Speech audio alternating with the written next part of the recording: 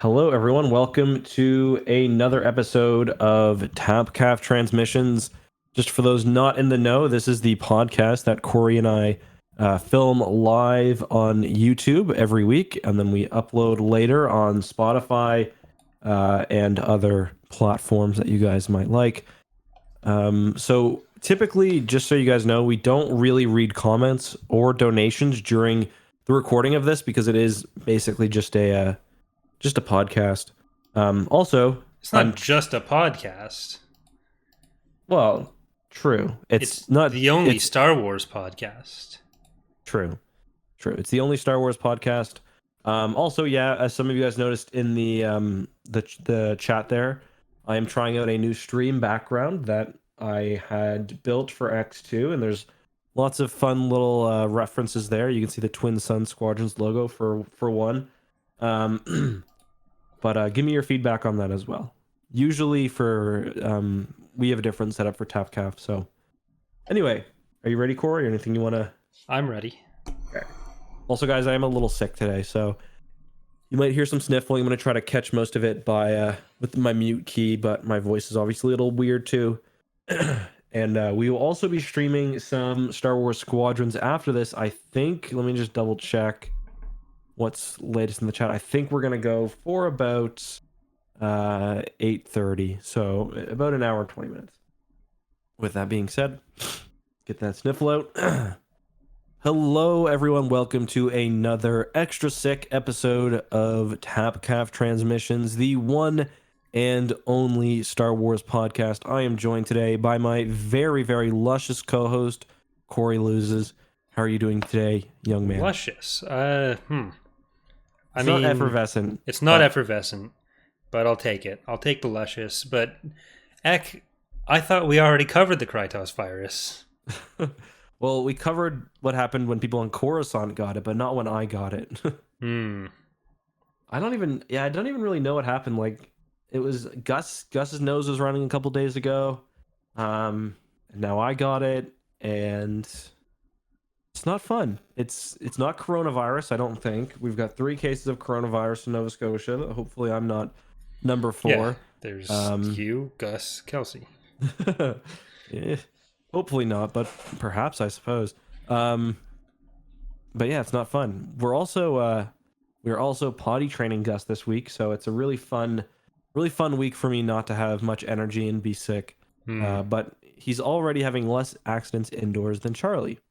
I was going to say, is next week Charlie, but you beat me to it. Actually, I will say, today, we started his potty training 3 days ago, or yeah, the day before yesterday, I guess, 2 days ago. And without going into too much graphic detail or anything, today, no accidents. He learned how to use the potty in 2 days. That's great. So, yeah, pretty proud of him, and making my job a lot easier. Especially because Kelsey is very pregnant. She's 38 weeks right now, or she will be on Thursday, so it's mostly me running after him. So if he wasn't ready, it would be a really shitty week, literally and figuratively. So yeah, as far as that goes, we are still technically planning to do the Young Jedi Knight books in order as long as you're here. But they're whatever we end up talking. I think it's lightsabers that's supposed to be the next episode. But for any of the next couple, there's a good chance that we will not know when the episodes will stop for a couple weeks. But we will let everyone know on Twitter at Tapcaf Pod. Whatever it is. The Tapcaf Transmissions Twitter account. Yeah, we should know that. We should. I'm going to open my phone so that I know that. Okay. I think it's Tapcaf Podcast, but that might not be true. I think that's right. No, that's Thrawn's Revenge. That's at Tapcaf Podcast. So that was accurate. Follow at Tapcaf Podcast, TAPCAF PODCAST, to get all the Tapcaf updates directly into your veins.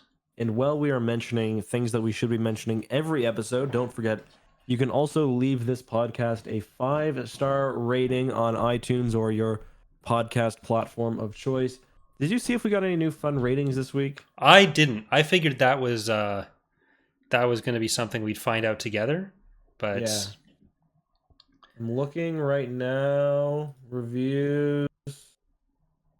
Yeah, we did get a new one.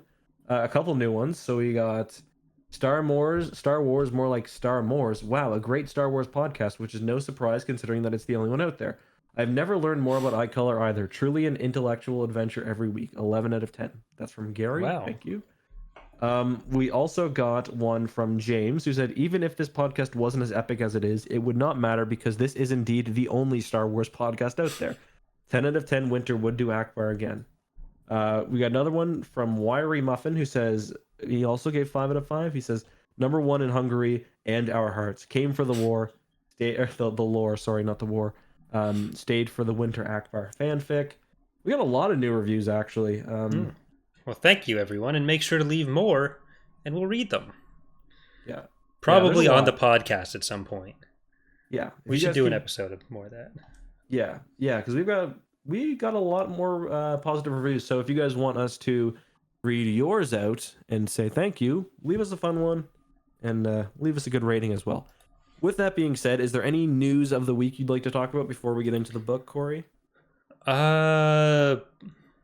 No, I guess just Pedro Pascal has still left The Mandalorian, which is going to make it really awkward considering they've also announced he's going to be on season 3. I guess he didn't tell himself that, so...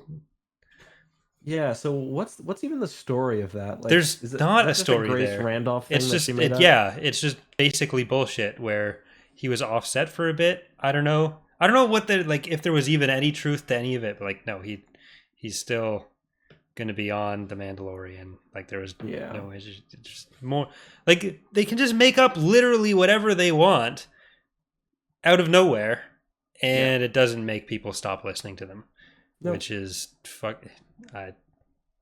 Yeah, and there will be hell to pay if this supposed Rebels sequel series doesn't happen, because that's the one that all of the big leakers have been pointing to. Yeah. So yeah, well, I guess we'll see about that.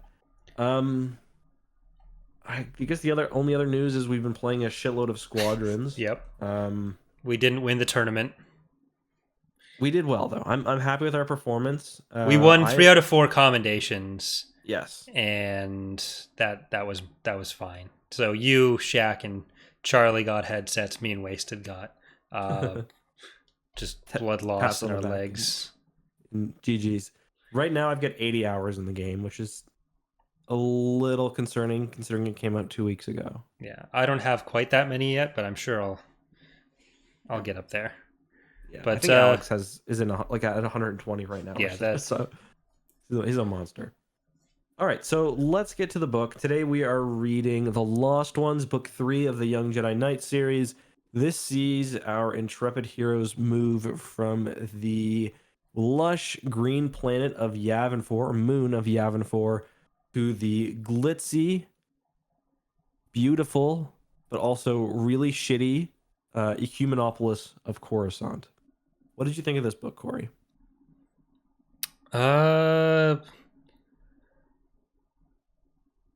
I didn't read it. Ah, shit. Okay, fair enough. No. I think I liked it more than Shadow Academy. Like, I like that we're getting some new characters in, some new friends for Jaina and Jason. More places calling them out on just how kind of spoiled and shitty they are in some ways. Do you think Kevin J. Anderson is purposely writing them as being spoiled?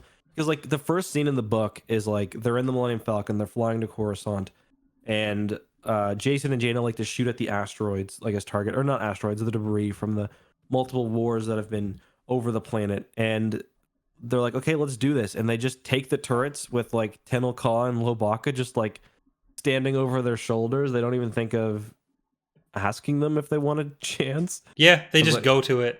I think it's supposed to just be about how competitive they are with each other. Yeah. But yeah, they don't come across as great friends in that part of it. But we got a lot more Loey and Tenel Ka in the last book. We get a little bit of Tenel Ka in this book, but Loey kind of falls by the wayside here. And it's Tenel Ka gets like the one chapter that's kind of about her when she like pulls the bedding off, Yeah. and that was most of her stuff, other than just being Mhm. like being oblivious to Jason crushing on her. Yeah. But Yeah, there was another moment that I thought really funny too, because they're going to Coruscant partially just to visit Coruscant, but there's also this big kind of banquet there, a diplomatic thing for Leia, who's still chief at state at this point, mhm. and so they've got a new friend Zek who appears in lots of books later on down the line, and it's kind of funny because one of the main sort of points in the book is that Jaina invites Zek to this big dinner, and then I didn't realize that at that point Lobaka and Tenel Ka weren't invited either. So it's like kind of rude. And then like later on, Jaina, after she gets permission to take Zek, she kind of just throws it to Leia, and she's like, "Okay, you can bring them too." Just like these kids, man, they got the most spoiled, privileged life ever, and they're totally like they totally don't realize how they're acting. Yeah, and like Tenel Ka is kind of in a similar position, but doesn't act the same as them. Mm. Uh, I guess like no one is as rich as Jason and Jaina in the I don't know. galaxy. I don't But know. I well, like I guess Isolder is kind of I more. would say the Hapens are very wealthy. Like the New Republic has more wealth than the Hapes Consortium, but Hapes is like is a monarchy, right? So the wealth is actually in the family. Whereas, I mean, I think Leia and Han are definitely loaded, but they're not like monarchy loaded. I don't think. Yeah, but like Jason has that Coruscant gem, and he just like, oh, here it go, Leia, and Leia doesn't accept it. But Yeah. we also know that Leia orchestrated the explosion of Alderaan so that she could keep all the wealth from the planet. Yep. So Yep. That's true. yeah, That's true. maybe I'm just reading too much into stuff, but I feel like come on, we all know what happened there, Leia. Can we all agree that Zek is basically Kip Duran 2.0? I think we can mostly agree to that. I think that's supposed to be what's setting it up for that message box thing at the end, Mm-hmm. Yeah. where it's like, oh, is he going to be in there? No, it's just an actual message. But Yeah. I like Zek a lot more than Kip. I feel like there's the same like brush with the dark side thing, but when you get to their actual characters, I think Zek is Well, better. yeah. I mean, Zek doesn't blow up a star system Yeah. that I remember. He Well, does kind of, maybe yeah. sometimes, but He goes into the bug hole with Jaina, which is one thing, yeah. but Zek And becomes a major character, like in Legacy of yeah. the Force and Fate of the Jedi and Swarm War. Like he's right up there, and he's Jaina's love interest in this book, and then he spends a lot of time as her love interest, especially early on in Legacy of the Force. Yeah. Um, And yeah, unlike before Kip, Jag. her being Jaina's love interest is not creepy as shit. Especially when Kip is doing that and it's Yeah, not reciprocated. When there's like a yeah, fucking 12-year age difference, and this is at the start of the Yuzon Vong War, where Kip is like almost 30 and she's only 16. It's yeah. fucking It's creepy. weird. In Like in Kip is gross. Fuck in this Kip. book, though, we are seeing the kind of. Well, I mean, that's because he spent his formative years in a fucking mine with spiders. Yeah, well, Yeah. stick with the spiders. We do see the true blossoming of young love in this book, though. So we've got Jason, who I think it alludes to a sort of crush on Tenel Ka in prior books, but in this one, it really kind of makes it very Yeah, clear that he's really feeling her because he's like dreaming about her, like well, not dreaming, but he's like fantasizing about her touching his arm and like yeah. just Like stuff if like I that. had been knocked out, that would have been great. Why does she have to perform mouth to mouth on me? Hmm. Yeah, like Yeah, the Zek and Jaina stuff, it seems pretty one sided with Jaina yeah, having kind of like a crush on Zek, yeah. and kind of the same thing with like Jason, one sided crush on Tenel Ka. But Yeah, I mean, we see less of Tenel Ka's perspective in this book. We get quite a bit of Zek. I mean, Zek might be feeling it too, but there's also the thing that he doesn't think he's worthy, like because he's basically a street urchin, whereas Jaina and all of his other friends basically are either Jedi or nobility or both. So yeah, maybe he just hasn't allowed himself to get to that point yet. yeah, possibly. But like we know Luke already made Tenel Ka made a joke around Luke last time, and that's something like Jason still thinks she doesn't have a sense of humor at all. Yeah. So Tamalka's got a crush on Luke at this point from the last book, anyways. Or like she's very, very impressed with him anyway. yeah, Like he's the only one who's elicited any sort of emotional reaction out of her whatsoever. well, she makes a sarcastic comment to Tamith Kai next to Jason. I thought that would get some sort of reaction because that was basically a joke.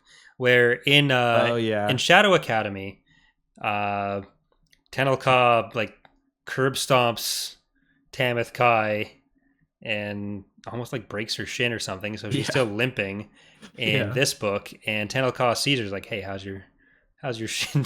How's your ankle doing?" It's like, good shit, Tenel Ka. But it's just so funny. I just imagined her running up and just booting her in the leg, then turning around and running away like a Family Guy skit or something. Yeah. So I guess we should do a quick rundown of the overall plot of the book before getting too deep into any of the specifics. Sure. But Jason and Jaina, they're back from their stint at the Shadow Academy, and we start off on Coruscant, where there's going to be this diplomatic event. We meet Jason and Jaina's friend Zek, who we've been talking about, who's kind of like a street urchin, and they go to a diplomatic event that Leia's hosting with cousin It, I think, from the Addams Family. How I imagined it. And so Zek eats the what are they called? What are the centerpieces? But potpourri, essentially, is what it is. It's basically like an arrangement. Yeah, an inedible arrangement. Zek eats it, and then Leia starts eating it to make him seem less uncomfortable. Jane is like, "Hey, that wasn't a salad." Zek gets all embarrassed. He runs off, gets kidnapped by the Shadow Academy, and the rest of the book is spent kind of looking for Zek. And unlike the previous books, where it's all resolved in the space of one book, this is the first time we really get a two-parter, because I think in Lightsabers, the rest of the Shadow Academy arc gets handled, and we get the Lightsabers. I think was my favorite one of these books as a kid, so I'm really excited to read it. Yeah, Tenel Ka said it was hands down her favorite. You all get that joke next episode. You'll get that, soon.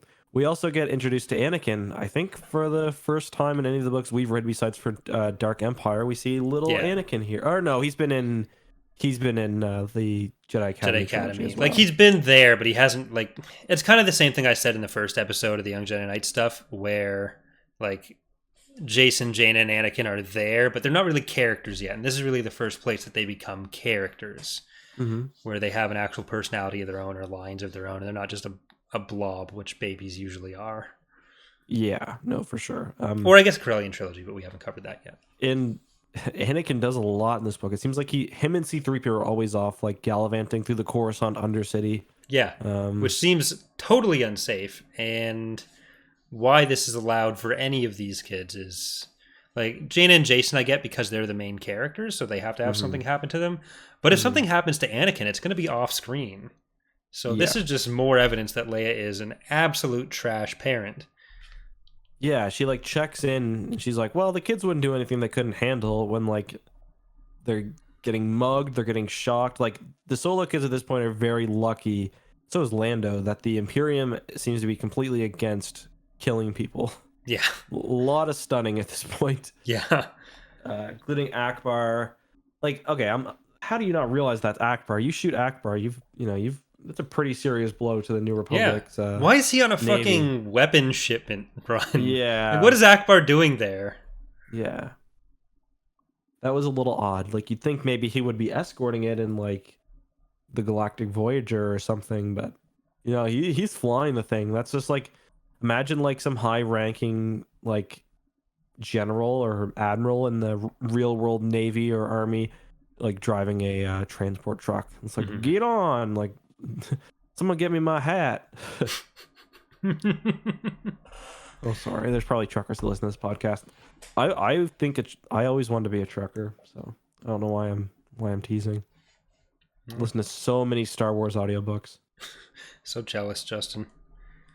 So one of my first notes is like really early on in the book where They're talking about Zek really knowing the Coruscant underworld, and Zek says, "I've had plenty of practice. Some of us don't take regular trips off planet to go to diplomatic functions all the time. I have to amuse myself with what I can find." Like Zek is clearly bitter as fuck already. Yeah. So it's not a surprise that Brackus was able to get him to No. believe or to go along with some of the Shadow Academy stuff that easily.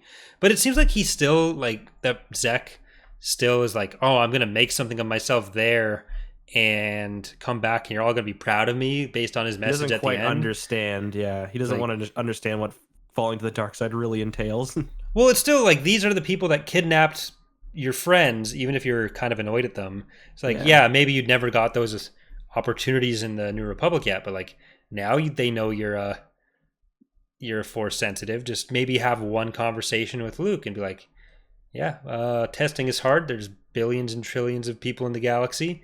Yeah. And yeah, now that we know, you want to come have a lightsaber and be a young Jedi Knight. He gets him at a vulnerable moment. I mean, like, Yeah. so he gets him when there's no one there to tell him that. So Yeah. But they act like they didn't kidnap him, or it's because Brackus is so handsome. that is true. Brackus, we learn, is very handsome. I've seen pictures of the guy. Yeah. He looks like he's a member of NSYNC, a specific member of NSYNC. Really? Yeah. So. I'll have to look that up later. We also learn in this book, as I've kind of hinted at in the title, that, well, we learned last time that the Shadow Academy is being run by a great master off in the distance. Even though the Shadow Academy seems to be pretty small, because that one shipment of weapons is like seemed to be kind of a major boost for them. But yeah, it's supposed to be Palpatine. Palpatine is returned. Brackus is talking to him. He believes he's communicating with Palpatine. We get a direct reference to his death at Endor, and then his death again during Dark Empire. But yeah, we'll learn more about that soon. But spoiler alert: it's not actually Palpatine. It's a recording. It's sort of similar to what goes on with the Triumvirate and the Thrawn duology. Yeah. Where that's, although I think that's a bit more interesting. But yeah, like this is just edited recordings essentially, right? I think so. So, yeah. like, how stupid is Brackus? At least Flim was there in the Hand of Thrawn duology to trick people, and like you had Tears giving him the actual information. But this is just like Flim is also really good at bullshitting as well. Like he just nails it a few times. Like there's a couple occasions where like he'll be pretending to be Thrawn, and like he'll have to actually issue orders, and he kind of nails it. Yeah, like with this, I kind of left this book with the impression, or like the Shadow Academy arc, with the impression that like Brackus is the kind of person that would fall for the spam phone calls that like, there is a complaint on your social security number. Oh God, no. Please call and give all your information to the FBI at this private phone number. And like, come on. Brackus, you're an idiot. Yeah, he's not nailing it. I mean, he also served under Queller, so like I'd say his judgment's probably not the best. That's true. Yeah. But like if you saw Keeler, wouldn't you think like, hey, that's some armor I can get behind? You look like the evil guy in Fairly Odd Parents. I mean, he does have that cool mask. It's like the death mask or whatever. Yeah, he looks like the evil guy from Fairly Odd Parents. I think it's Fairly Odd Parents. I remember the end of the New Rebellion. I'm pretty sure doesn't it end up with like millions of droids being blown up, or like they have to be disassembled or something? Because like the whole plot of that is all the droids in the galaxy have like bombs in them. I haven't finished that yet. Sorry for spoiling it for you. Yeah, it is the Fairly Odd Parents film. On my end, I'm gonna put up a picture of that. But yeah, that's what he looks like. Odd Parents villain. If you just look up Fairly Odd Parents evil guy, I forget what his name is. Oh yeah, it's Keeler. Wow. He looks just like him. Yikes. Yeah, it's not. Yikes. Not good. Not good. So, let's talk more about Zek, I guess.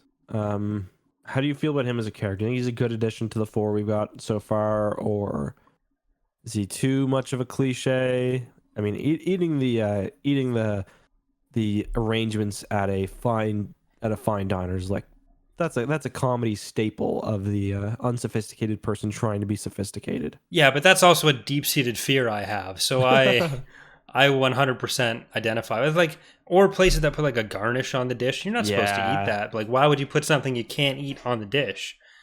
And this is something that Gordon Ramsay feels very strongly about, and Mm-hmm. I appreciate Gordon Ramsay for his strong stance on this. Mm. And I can understand where Zach is coming from with this. Maybe it's a bit cliche, but there's a reason for that. And it's because it is a terrifying thing to expect to go through or to be Mm. afraid that you're going to go through. And my response to that fear has been to never eat a salad.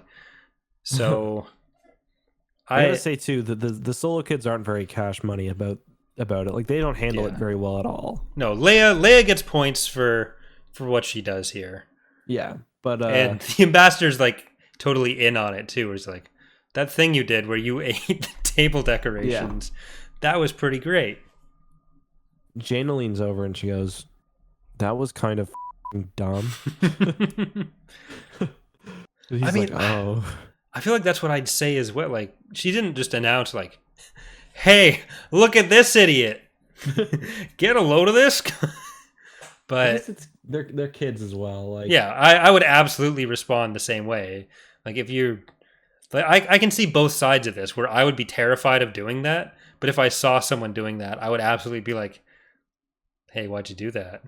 mm-hmm. But Yeah, not they're kids. Like they all have their insecurities and stuff, which I kind of like. yeah. Um, my other note was there were a lot of references to.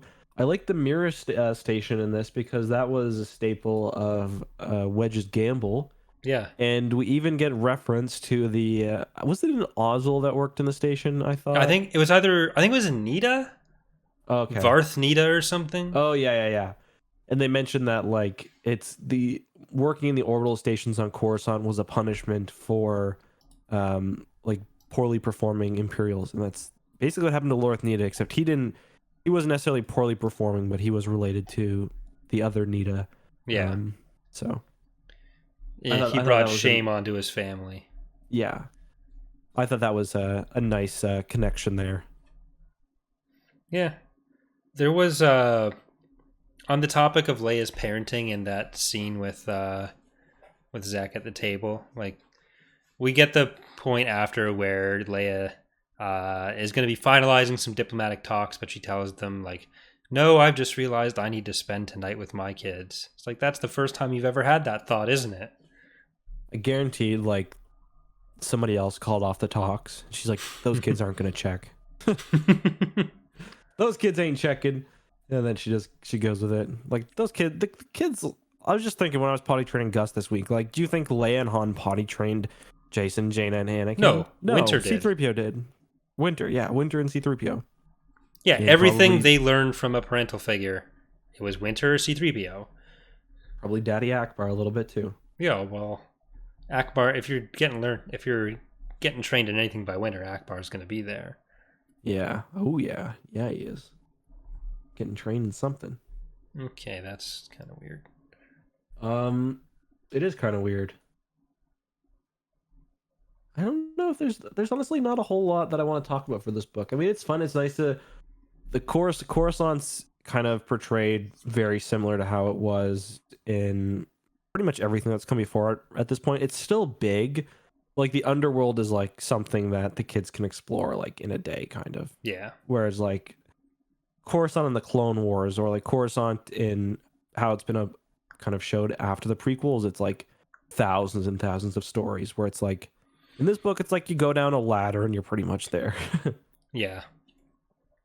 Like there isn't a lot that ends up being resolved in this book, so it is a bit difficult to say too much about any of it without finishing lightsabers as well. But there were a few things that I thought were kind of weird, like the Going back to the I think they see the Bothan who was also in who was in Jedi Academy 2.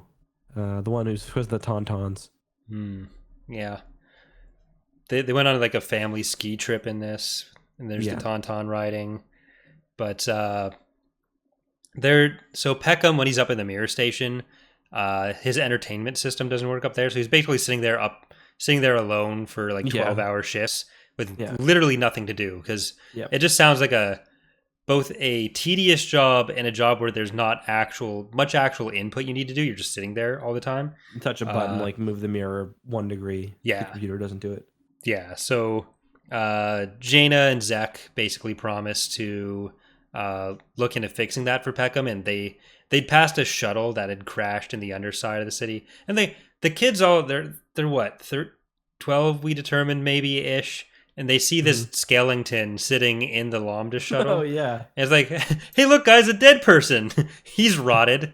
Like, what? Yeah. This is not weird to you? How many skeletons have you seen? I mean, Yavin is pretty spooky. Like, there's definitely some skeletons on Yavin, but they haven't seen that many dead people. It's like, this is a human skeleton in this shuttle, and the important takeaway for this, though... Happy-go-lucky. I guess. That's just creepy. Creepy-go-fucky. But... Creepy-go-fucky. Jaina is, like, promising to look at that shuttle, get the, what is it called? A central multitasking unit. Yeah. And get that from the shuttle to the station. And I was just thinking about, like, what the real-world equivalent of this would be, where that's basically a CPU. Yeah. And... this would be like if you found a shitty laptop from 1996 in the garbage. This was like 100-year-old shuttle is what they're saying, so it's not a Lambda. But it's like, oh yeah, I'm just going to pull it out of there. It's like getting that 1996 laptop CPU, shoving it in like your smartphone. Like, oh yeah, it does the same thing. Plug it into this vital piece of infrastructure around Coruscant. Yeah. Yeah. That was a little weird. There's a few things about this book too that are kind of strange. Did you notice that like there's a lot of part of this is probably because I'm reading it on ebook and it's not really formatted 100% correctly. But did you ever feel like some of the transitions between scenes was a little weird, or like they'd spend? I guess there would be like times where they would do a lot without like kind of laying it out like they would in other Star Wars books. Does that make sense? Yeah, I think that's partially a limitation of like. You need to do like under a certain amount of pages with a kid's book, and this actually has a lot more characters. Even if there's not as much that ends up happening, because it doesn't get resolved in this book, it's waiting for lightsabers. There are a lot more different sections with different characters, so each individual one feels like it gets a bit less attention than it might have gotten in Shadow Academy or Young Jedi Knights, even, or whatever, Heirs of the Force. Yeah. Where like in Heirs of the Force you got like maybe a Jaina, Jason, Lowy or Tenel Ka chapter, but in this you're going between Jaina, Jason, Tenel Ka once or twice, Zek a couple times, and there's a bunch of different stuff, Peckham even.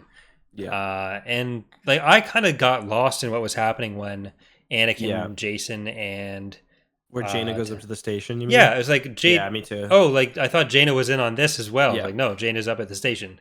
But I think that's kind of what that's coming from. Yeah, that confused me too. I thought Jason was with them, and I was like, oh, okay, I guess not. I also, as an adult reading a children's book, I'm frustrated about how vague they are with all the ship stuff. They were like a New Republic fleet. I'm like, tell me what's in there. Well, it sounds like a fleet in this book is like 3 starfighters. Yeah. Because Quarrel, when they get those hyperdrives and the weapons, like, what if we just put this on some of our fighters? We'll have so many spacefaring light speed vessels. Like, no, that's 3 TIE fighters, dude. Yeah, and it's like they've got one thing too is they described like the starfighters having turbo lasers on them, bristling with turbo lasers, but it was like talking about starfighter. Yeah, I don't know if that was, but it's like Kevin Anderson, so like.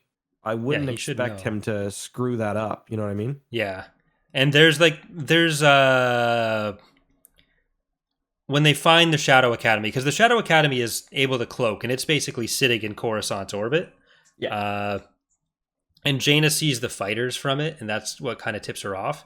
Yep. She has like this paragraph about how she studied all the Imperial fighters with Han, and she'd recognize them anywhere. That those are short range fighters. Like, are they just TIE fighters? You've looked in the entire historical back catalog of the Empire to be familiar with the fucking TIE fighter?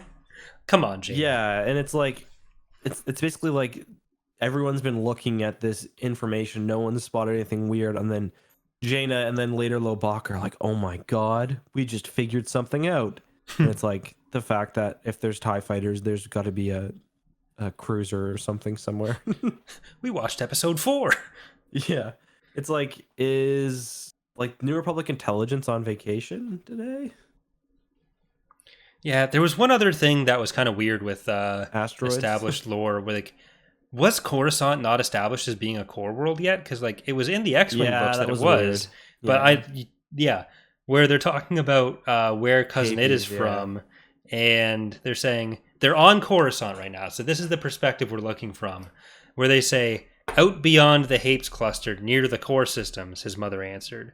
Which would be like right where Coruscant actually is. Yeah, so like if you're in the core, Hapes would be up here. I'm trying to do it for the perspective of my webcam, but it's kind of like up and to the right. And then you're looking from the core. So out beyond the Hapes sector towards the core would be back towards where you are. Coruscant is in the core, like not the deep core, it's in the core. And then Jaina's like, are there still some Imperial strongholds in the core systems? It's like, yes, in the deep core, but like you're in the core too right now, Jaina. Don't get scared about that. But yeah, well, it's pretty clear that when they say core in this, they mean deep core. Because I think in one of the books they say core is they refer to the core as the center of the galaxy. Yeah. In one of the prior books. But like the way that it's being talked about here makes it sound like it's Coruscant. Then you go deeper towards the core, and then there's Hapes, and then you go deeper towards the core, and then there's the Imperials. But Hapes is like directly east of Coruscant, I'm pretty sure. So yeah, it's like east, maybe a little northeast. But it's like out kind of mid-rimmy. But it's kind of weird. Yeah, as far as that goes. And that would have been established already as well. Yeah, because that was Wedge's game, or like pretty much the earliest X-Wing books. That was a thing. Although now that I'm thinking about it, I think we might have some of this backwards because Wedge's Gamble actually came out after this book. Did it? Yeah. Were all the X-Wing books after this? So maybe it wasn't established at all. But I thought even the Thrawn trilogy, didn't it have Coruscant is in the core? Yes. The core thing, I was thinking mostly about the orbital satellites as well. I was thinking that was taken from X-Wing, but really, I guess it was the other way around. Which is interesting. But Hapes would have been in Courtship, and that came before this, I'm pretty sure. I think that was 94. Maybe not, though. Yeah, 94. It's such a weird timeline because it's in this era especially, you've got Thrawn first. We've talked about this a bunch of times. You get Thrawn first, and then you get a bunch of stuff.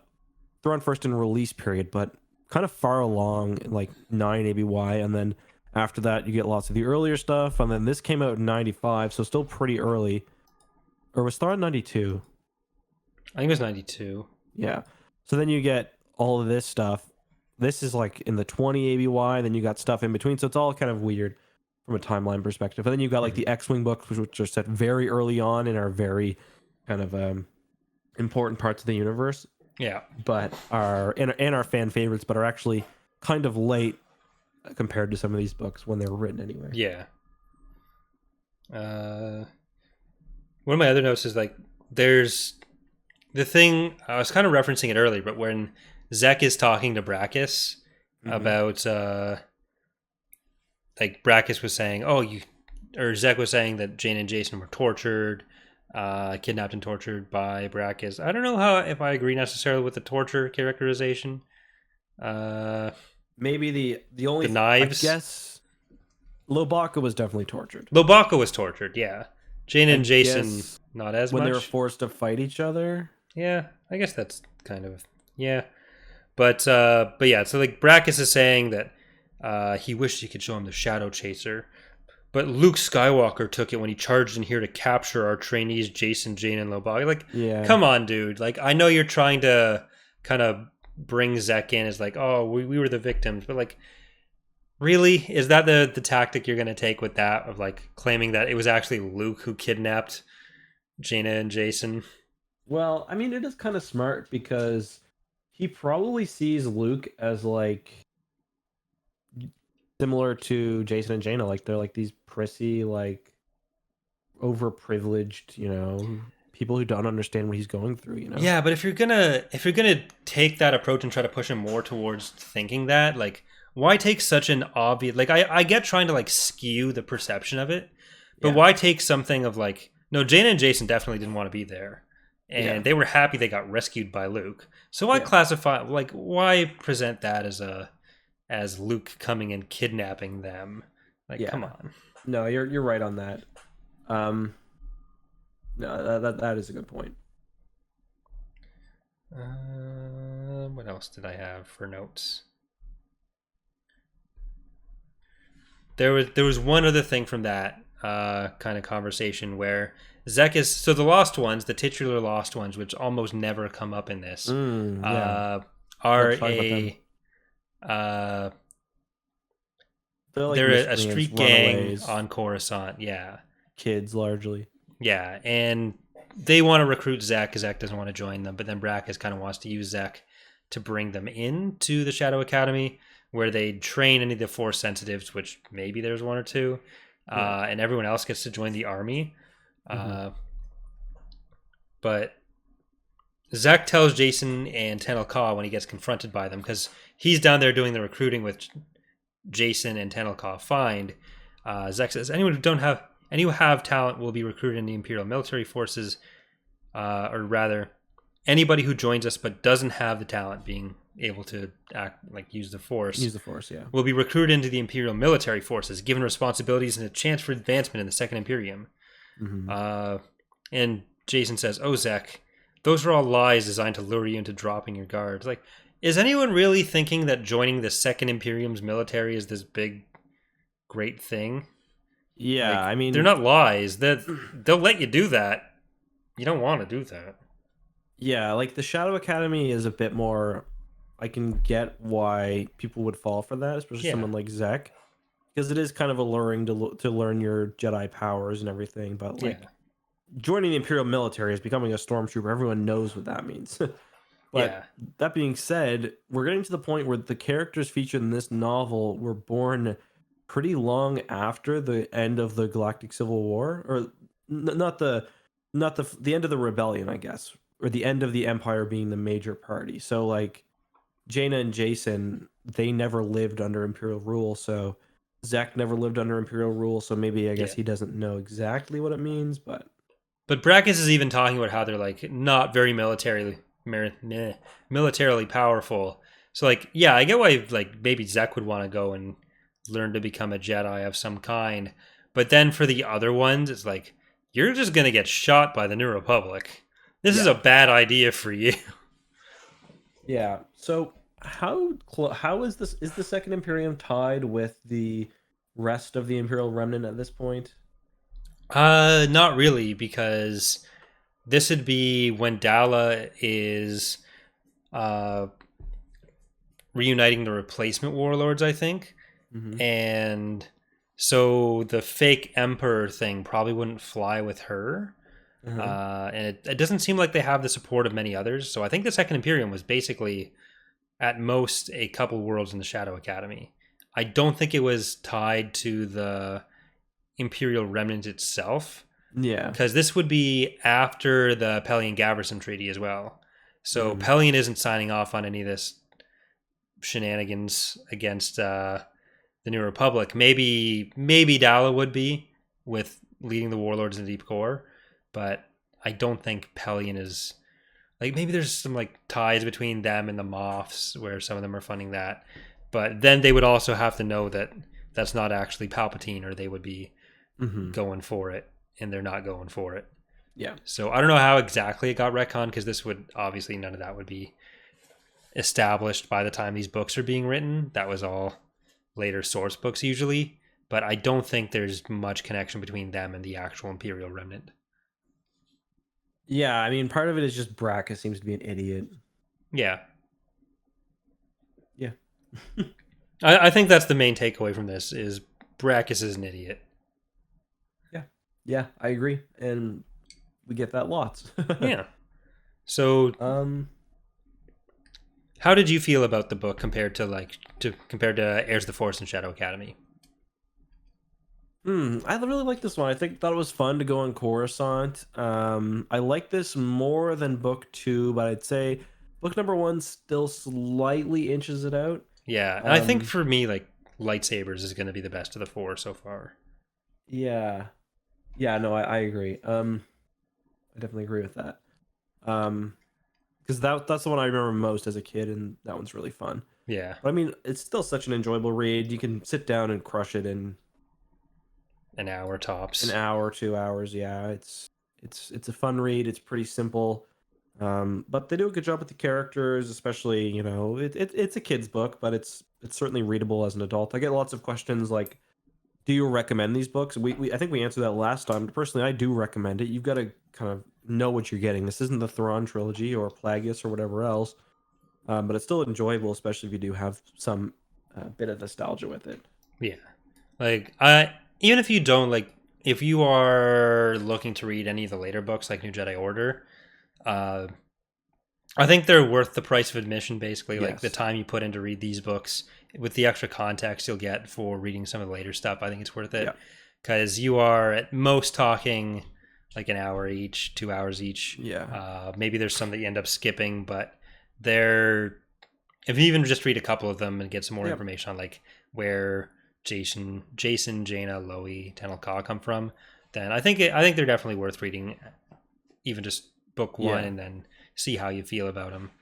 They're unfortunately hard to find, is Yeah, one they are. problem, but And they don't have uh, e versions. Maybe yeah, once we read the all of them, we can give a kind of recommendation of which ones are required, which ones are maybe, and which ones are skip, yeah, if there are any skips. I don't know.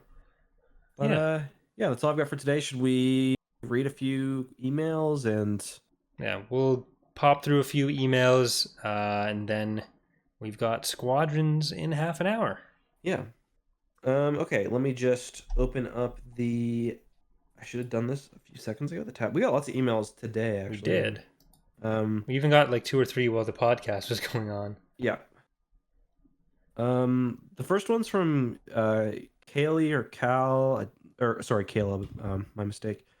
And I think we'll answer his question later. He says, "Are these four red guards explained anywhere? Since we're told in Crimson Empire that Karnor Jax basically kills all the red guards except Kirk Canos." I mean, I don't know if he kills all the red guards. He kills like a majority of him when they have that sort of like meeting. Yeah, Um, but that's a good question. I don't think they're explained anywhere. yeah. I think they're just off doing other stuff. Like they're not part of the Crimson Empire area, or the Yeah, main Empire area, yeah, because they're probably coming from the deep core if they're doing this. But like yeah, maybe they just split off after Palpatine's death at yeah. I mean, Biss. because one thing is too, from what I remember, a lot of the Imperial guards that were killed were ones who were still really loyal to Palpatine, so Mhm. maybe that's why they weren't there. Yeah, because these guys are probably not super loyal to Palpatine if they're taking his name and voice recording. Yes, exactly. Uh, then we got another question from David, who says, "Hey Corey and Justin, first off, thank you for all the content you put out. I'm a big fan of both your channels. Do you have any plans to cover the Republic Commando series in the future?" So basically, our plans are to cover everything. It's just a matter of when we get to it. Yep. I think we Uh, may have got that last time. yeah, maybe. Um, got intention grabbing opinions, some sort of spam here. Um, we have Maeve with a few questions about Zek. Do you think Zek was a character who was planned from the very beginning of the series? I think probably. I've seen some readers express the suspicion that he was only added at the last minute to make the Shadow Academy arc more personal to the Solo twins and give them emotional investment. But if you remember the abrupt non-introduction of Karana T and Dorsk 81, it seems Kevin J. Anderson has a habit of dropping in secondary characters. Yeah, I feel like a lot of this was probably one longer story that was kind of split up, at least the individual arcs. Um, yeah. And let's see. She also mentions that there is kind of a discongruent. Is that a word? Discongruity? incongruity. How do you say that word? Discongruence would be probably the. Between the Solo family and Zach, and you do kind of see that a little bit, like especially with Leia in this book. The Solos are always kind of portrayed one way, um, or at least they're explained as being one way. And she also mentions how Han is supposed to be a loving husband and devoted father, but then he spends years away from his children and would rather ski with Kip Duran. Um, yeah, there are definitely discrepancies there. And the Solo family could have definitely done a lot more to help Zek out. And you kind of got to decide for yourself whether you think that's writing on purpose or an oversight by Kevin J. Anderson or just the simplicity of a children's book. Yeah, like I think there's definitely a disconnect there for all of those characters, but I think it's getting to like the specifics of what comes out versus the core of who they are, where it still works. Where like for the Han thing, for example, like yeah, Han runs away a lot, but if you get to the core of who he is, he still does value his family that much. And part of why he runs away, for example, when Chewie dies, is because Chewie kind of fits into that core for him. And it's something that Leia actually talks about with Jason and Jaina and Anakin after Chewie dies when Han's out running around the galaxy, where it's like to Han, Luke and Leia and the kids and Chewbacca even always seemed like these immortal, impenetrable people, even if he was always feeling like he needed to protect them. And then when that was proven not to be true, that there was something that could kill them and that he couldn't stop it, that kind of just broke him. And I think with Zek, even you get the thing where like he is really reliable, but then he goes off and does this. But you do get the explanation of like Zek thinking he's doing this to kind of prove that he's worthy of being with them. So from Zek's perspective, he's already let them down by being who he is, and he thinks that the way he can really make this up to them is by being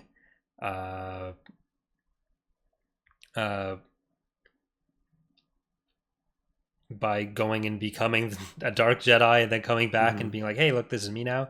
And I know that's not the example for Han that you were talking about.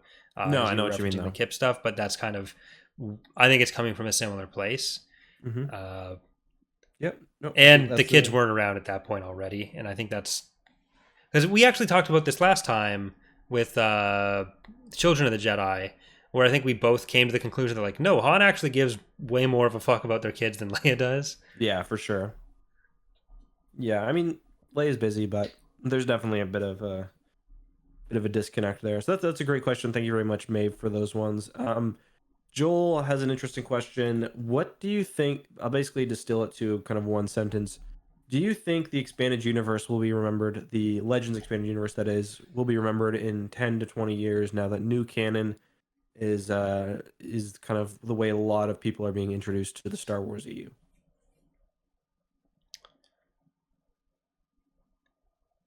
I think that there's a lot more transfer between the two universes than a lot of people kind of think. We're like, for a lot of people who are maybe if you're really deep into it, you'll probably be like, oh, I like this universe over the other one. But if you are just like a casual Star Wars fan that wants to see a Star Wars story, a lot of people may read, for example, like Alphabet Squadron or Lost Stars, and they're like, oh, I like this, I'm going to read more. Go to their bookstore, go on Amazon, go on the Google Play Store, whatever, audible.com, and they'll be like, oh, look, this is this other highly rated Star Wars book. I'm going to read or listen to that. And it's the Thrawn trilogy. And like, sure, they're not in the same continuity, but for a lot of people, they don't give a fuck about that. It's just Star Wars story that they want to read. They don't necessarily care about like, oh, this is part of this continuity, but not part of that continuity. A lot of it's still available. With these ones, it's not. Like with the Young Jedi Knights, they're not actually that available, but that's been the case for a long time, and it's just a printing thing. But I don't think there's really that much of a danger of them like going away entirely, as long as there's some interest in Star Wars. Yeah, I mean, I agree with that when it comes to like the Thrawn trilogy, but I think the Bantam era books are going to continue to kind of fall into obscurity, sadly. Yeah, but that was kind of already the case, even. Yes, exactly. Like I feel like when you're talking about it as a canon versus Legends thing, That kind of obscures the point there of like it's more of a publishing issue with those, especially with these where it's availability rather than the fact that they're canon or not canon. Or in some cases, it's also a quality issue where, quite frankly, there are some Bantam era books specifically that are not good. And yeah, I guess my point is that like even just having books with Zek in them, which would be the case if like I'm sure Zek would have made an appearance in the Sword of the Jedi series, like that kind of indirectly does keep these books alive somewhat, I guess. Yeah. But I do agree that the sort of decline, not dec- it is a decline in popularity and sort of falling into obscurity a little bit would have happened regardless. But that's why we started the only Star Wars podcast to talk about books like this. Yeah. Yeah, and we spend some time ragging on the ones we don't like Children of the Jedi, and that certainly doesn't help. I don't think there's anyone who would have found Children of the Jedi and been put off by it. It deserves to have people put off. Yeah, fair enough. Fair enough there. Let's read the next. Do you have the next email written or pulled up? I think it's Vince next. Yes. We kind of discussed this a bit in. I think I know your answer to this. This is from Professor McCoy, as he terms himself. He asks whether he thinks it's possible that Palpatine was really Darth Bane all along because of the essence transfer thing. And I think I'll just try to because we had probably a 30-minute conversation on this point when we discussed the book. I think to distill our conversation, the book does, in my opinion, leave that possibility open. But there's nothing that's really picked up on that. The author has straight up said that's not the case. To me, that doesn't matter what the author says afterwards. I think it's fun being ambiguous, but even if he did manage to transfer his essence on one occasion, I don't think that indicates that he had transferred his power the entire time. And like with Palpatine specifically, like if you're using the Legends version of the character, like we know that he killed his master in an unexpected way. So essence transfer in that case wouldn't have been very easy for Bane to pull off. But yeah. And they're all so different in how they like. Bane was not a good actor. Bane was not a subtle person. Bane would not have been able to do the things that like Tenebris did, or Plagueis especially did, or Palpatine did, and he probably wouldn't have approved of the things they did. So yeah, for sure. I feel like that's kind of the biggest argument. Like, even though I did bring up on the Dynasty of Evil podcast that like I mostly referenced Drew saying that no, that wasn't what happened.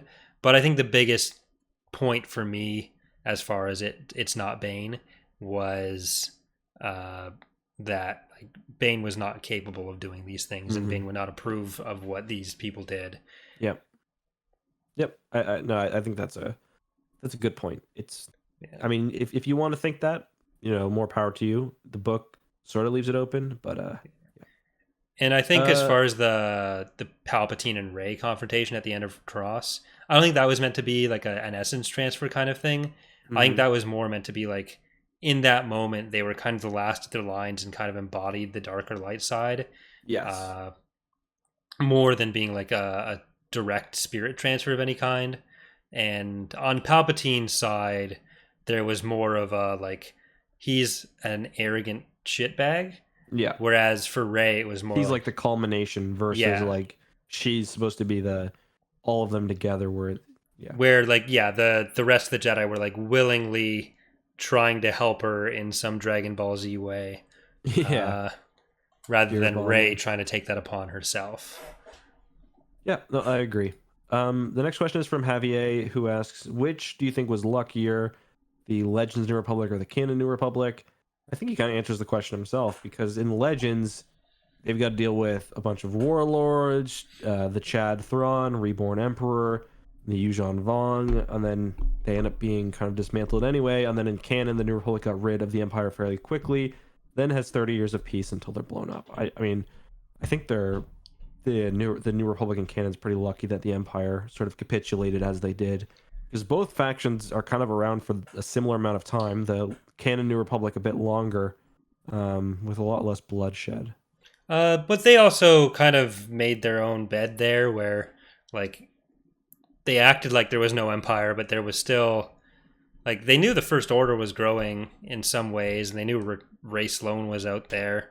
They just mostly decided not to do anything about it, and Leia decided to do something about it, and they said, "Hey, Leia, go fuck yourself." Which the New Republic and Legends, they waited until the Yuuzhan Vong War to say that. So, but I mean, at least they had ships. The New Republican canon had some ships as well. Then they got rid of all their ships. It's weird because like they've kind of dialed back the degree to which they got rid of all their ships because like we see a bunch of Mon Calamari cruisers at the final battle. Although it is possible that those are cruisers Mon Cala made for system defense fleets or whatever. Well, yeah, I think that was more what they were going for. Where like, even though they say the fleet's been disbanded, we know that they had like the Hosnian defense fleet and stuff. Where it was more like it seems to be more local defense fleets or like bare bones New Republic fleet. I forget which reference book it was. It talks about how after because there were more fleets. The one on Hosnian Prime was a lot of their forces, but not a lot. I mean, even if you look at other, it's kind of evident when you look at other stuff too, because you see in like the Poe Dameron comics that the New Republic has military installations across the galaxy. But I think it might have been one of the like what are they called again? I've got one right here. Like the visual dictionaries. I think it might have been for episode 8. Talks about how senators basically stole remnants of the New Republic fleet and brought it back to their home territory after Hosnian Prime. So there were ships. They just, they weren't used super well.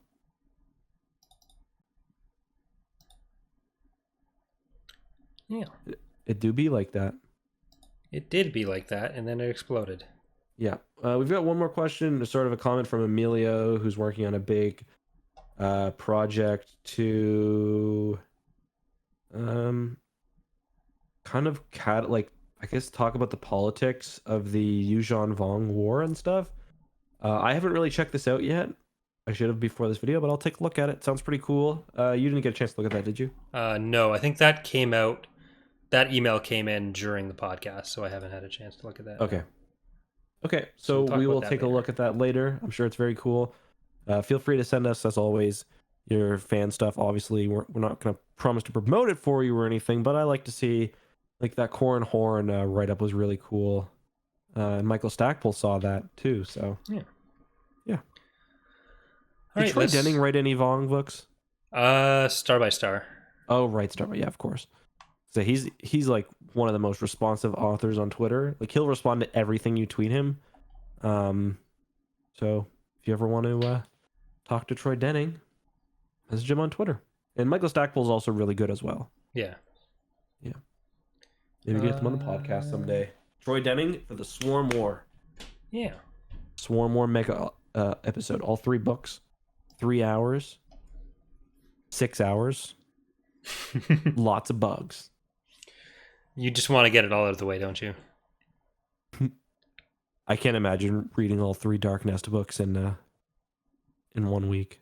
It wouldn't happen. Yeah. We wouldn't be able to do anything else, at least. Yeah. But yeah, so I think that's going to do it for this episode. We'll let Justin rest his beautiful little voice. Yeah, it's not so beautiful right now. Yeah. Before we have to stream again. You have that. All right, I'm gonna learn how to ease and complete this. Thanks for watching, guys. Hope you enjoyed the podcast. As always, consider leaving that juicy, beautiful, very nice, epic 5-star review. Maybe what should they throw in if they've gotten to the end of this episode and they want to leave sort of a little meme in the 5-star review? Okay, so something that's just about this episode? Not something that they could kind of organically throw into a review. I don't think it has to be just about this episode. Like a word. Well, I just mean something we can't be like something about like Winter and Akbar because that's every episode. Yeah. That's what I mean. Yeah. If you could like put the word juicy into your review, I think that would just say juicy at least twice. Twice. Oh my goodness. All right. Well, I'll be happy with 1. Corey wants 2. Well, if people say like juicy, and they're just one after the other, then I'm going to give fewer points. But if you can work the term juicy into your review organically twice, organically in 2 different places, if we can get some of that organic double juice, then that's 2 Tapcaf points. These are not redeemable for anything of any sort of value, but yeah. All right. So thanks for watching, guys. I'm going to put the podcast. What was I say? I'm gonna put the podcast to bed. Good night, podcast. See you next time. Do you have anything you want to close with, Corey?